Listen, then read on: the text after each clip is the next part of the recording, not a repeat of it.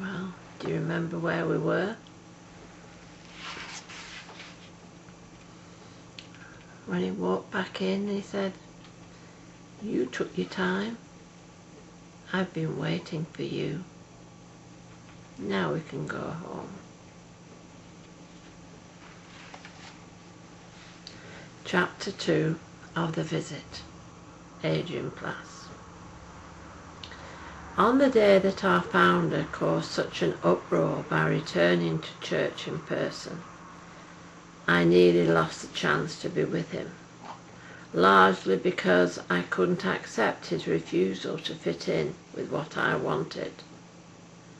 That got sorted out, and he actually came to live in my house for a time before we found something more suitable. You'd think I'd learned my lesson, wouldn't you? I hadn't.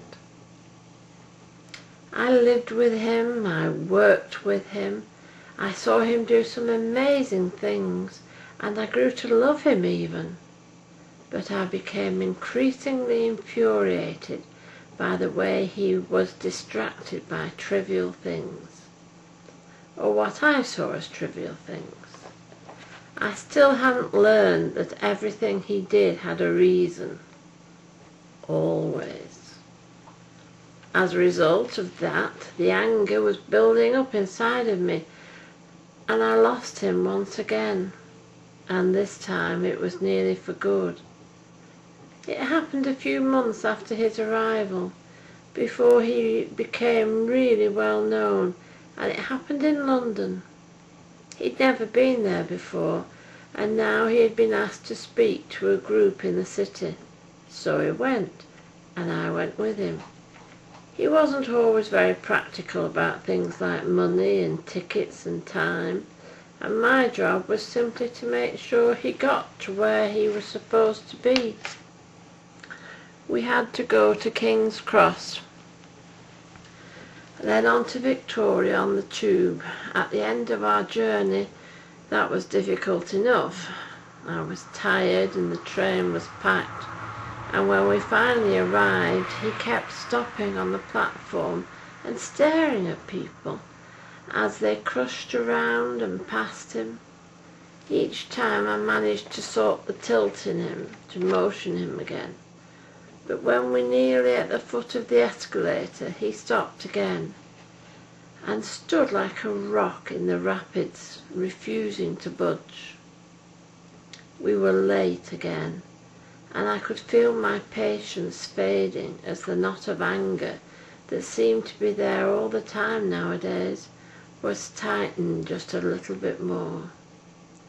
Even so, I learned enough about him by then to know that there was simply no shifting him once he got a bee in his bonnet. Not that he hadn't done something about that he did the right thing. You could always tell when he thought he'd done the right thing. His face would relax, and he'd smile like a happy child. When I asked him what was up, he pointed towards the tiled side wall where an old man with one arm was playing a harmonica incredibly badly, and with no great success, judging by the pathetic little handful of coins lying in a hat on the ground by his feet.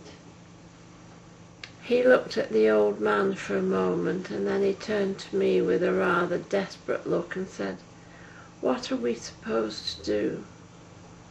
"We'll put some money in the hat," I said, "if you want to. But whether you do or you don't, hurry please, we must get on." He patted the pockets of his jacket.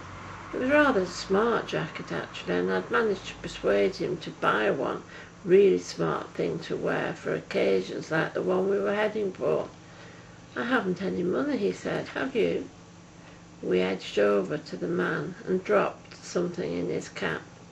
At the sight of a note among his little collections of coppers, the old fellow nearly swallowed his mouth organ. Then we let the crowd sweep us onwards and forwards, and soon we were safely wedged on the escalator. I turned amid the din of the machinery and the people's voices, and the fading wail of the harmonica, and the look onto his face. To check. I suppose my heart sank. No relaxed smile. His eyes were full of concern and distraction, and I probably knew what he was going to do before he did it. Suddenly he was gone, burrowing his way back down the escalator until I lost sight of him, and as I went, I just caught the words, "I'll see you at the top." When I reached the top, I was fuming. It was getting really late now, and this important meeting we were going to, and he was screwing it all up. I leaned on the ticket machine and waited. After what seemed an age, his face slowly emerged at the top of the escalator, beaming satisfaction, and that was okay. But when the rest of him appeared, I just felt cold fury. He was wearing a crudely patterned jacket that was ludicrously small for him, and even more absurd, one of the sleeves had been cut off at the armhole and sewn together onto the shoulder. I don't think I even spoke to him. I was so angry. I just marched off and assumed he wouldn't dare do anything else to hold us up. By the time we got to the hall where he was due to speak, I'm afraid I wasn't in very good shape. Don't forget, I didn't understand him as well then as I did later, and it mattered to me terribly what people thought of him. Well, of us. Right there, all of me. Oh, yes. I felt terrible when I think of how I felt then and what I did. As we started to mount the steps towards the big double doors at the top, I looked at this absurd figure who claimed so much, but sometimes seemed to behave like a weak, stupid person, and put it bluntly, I was ashamed of him. I desperately hung back at the bottom of the steps and watched as a little knot of anxious-looking men drew him in. Even from where I was, I could see they were looking at him askance in his ridiculous music hall coat. The next moment burned itself into my memory.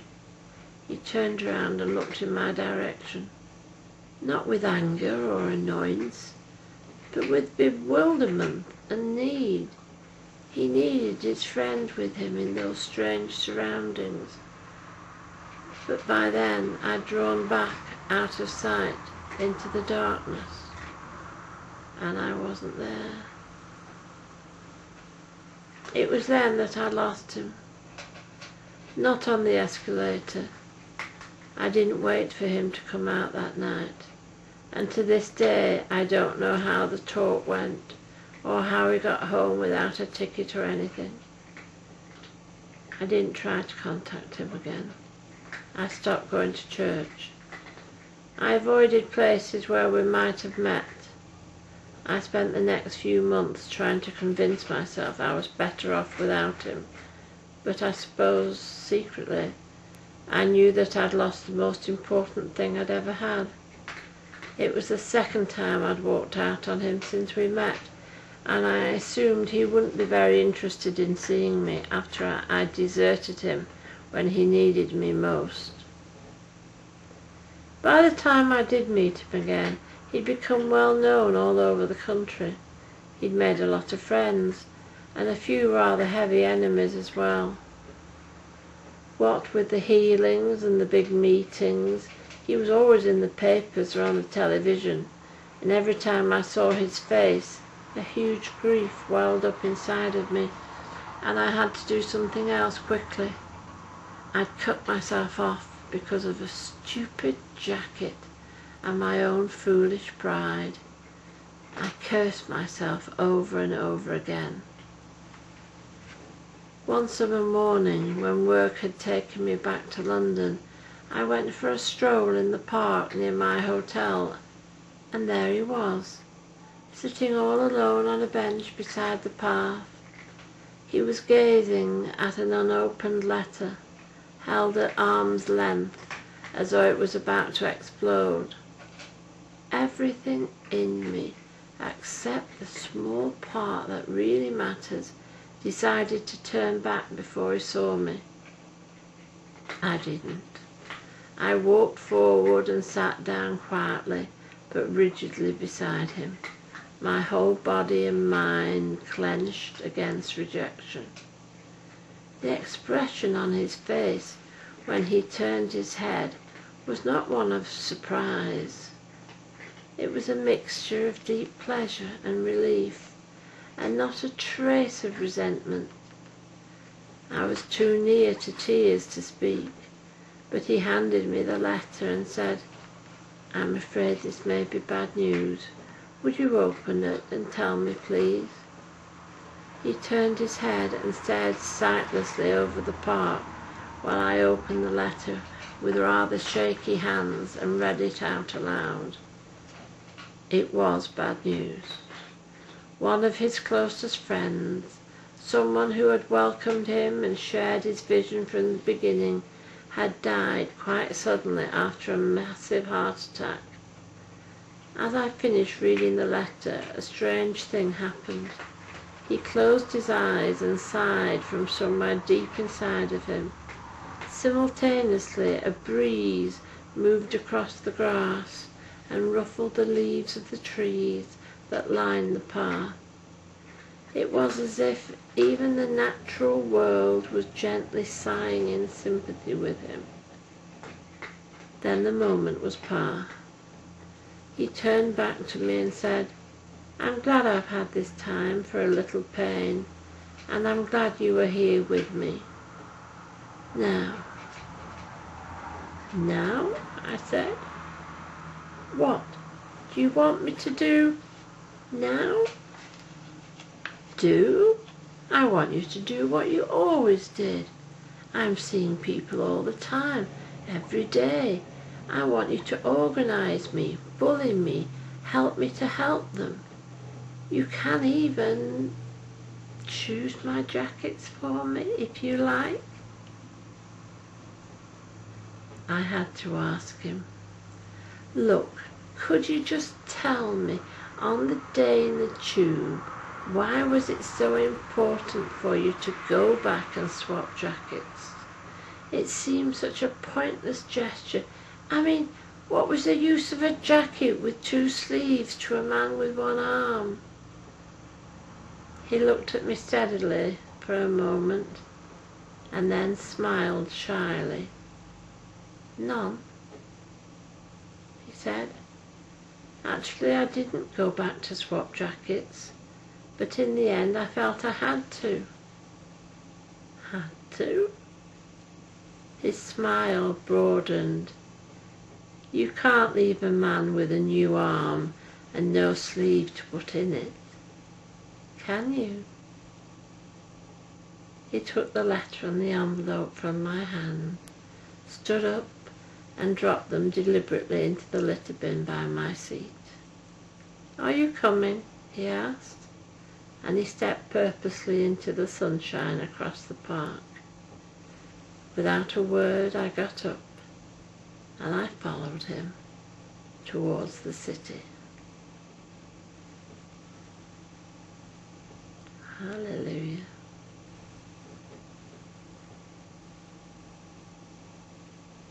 A man with a new arm, eh? I wonder what else is going to happen. I wonder what part of us do we need to be replaced.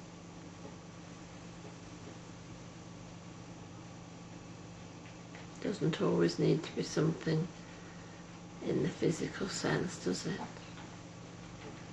It can be sometimes forgiveness. We'll see. We'll see what else happens. I'll see you again, my friends. I've lost it. You knew I would, don't you? Found it, Mark. Okay, my friends. Bye and God bless you.